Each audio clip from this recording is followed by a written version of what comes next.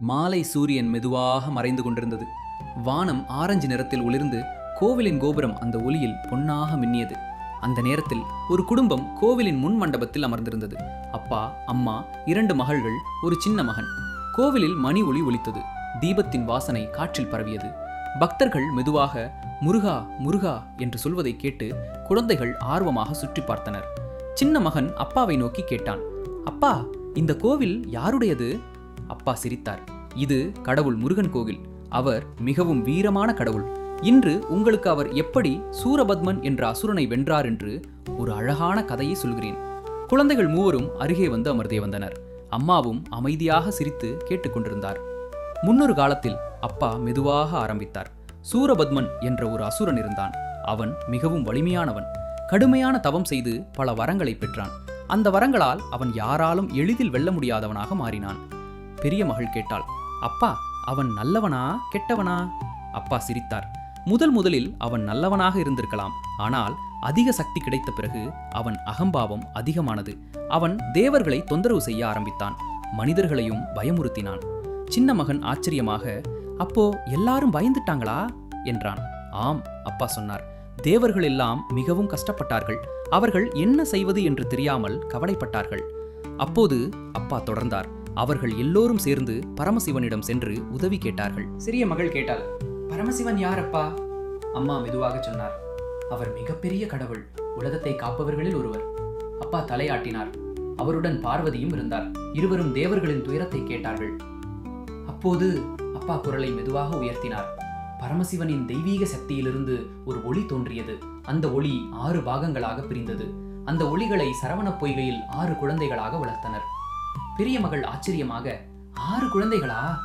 ஆம், அப்பா சொன்னார். பிறகு பார்வதி தேவி அந்த 6 குழந்தைகளையும் ஒன்றாக சேர்த்தார். அப்போது உருவானவர்தான் முருகன்.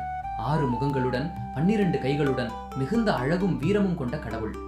சின்ன மகன் மகிழ்ச்சியாக, வாவ், ரொம்ப ஸ்ட்ராங் போல இருக்கு. அம்மா சிரித்தார். ஆம், அவர் தைரியத்தின் சின்னம். பார்வதி தேவி, அப்பா தொடர்ந்தார், முருகனுக்கு ஒரு தெய்வீக ஆயுதம் கொடுத்தார். அது வேல். சிறிய மகள் கேட்டாள், வேல் என்னப்பா? அது ஒரு ஈட்டி மாதிரி ஆயுதம். அப்பா விளக்கினார். ஆனால் சாதாரண ஆயுதம் இல்லை.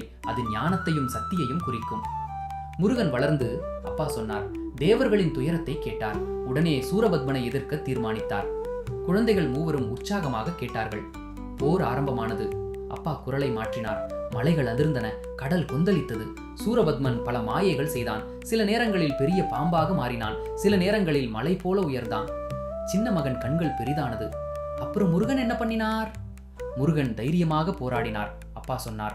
அவர் வேலை பயன்படுத்தி அந்த மாயைகளை எல்லாம் உடைத்தார். இறுதியில் அப்பா மெதுவாக சொன்னார், சூரபத்மன் ஒரு பெரிய மரமாக மாறினான்.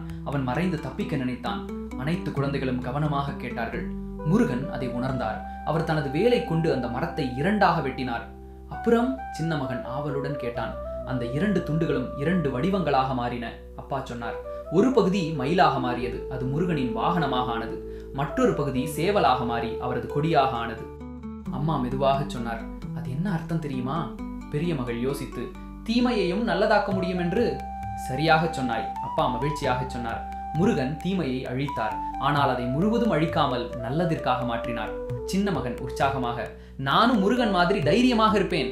சிறிய மகள், நானும் பயப்பட மாட்டேன். பெரிய மகள், நாம் எல்லோரும் நல்லவர்களாக இருக்கணும். அம்மா சிரித்தார். அதுதான் இந்த கதையின் அழகு. அந்த நேரத்தில் கோவிலில் மணி ஓசை மீண்டும் ஒலித்தது. தீபம் காட்டப்பட்டது. குடும்பம் எல்லாம் எழுந்து கைகளை கூப்பி முருகனை வழிபட்டார்கள். அப்பா மெதுவாக சொன்னார், எப்போதும் நம்முள் தைரியம் இருக்கணும். நல்லதை நம்பணும். எந்த சிரமம் வந்தாலும் அதை எதிர்கொள்ளணும். கதை பாடம்: தைரியம், நம்பிக்கை, நல்ல எண்ணம் இருந்தால் எந்த தீமையையும் நாம் வெல்ல முடியும். அகம்பாவம் நம்மை வீழ்த்தும். பணிவு நம்மை உயர்த்தும். நல்லதை தேர்ந்தெடுத்து வாழ்ந்தால் வாழ்க்கை அழகாக மாறும். வெற்றிவேல் முருகனுக்கு அரோகரா.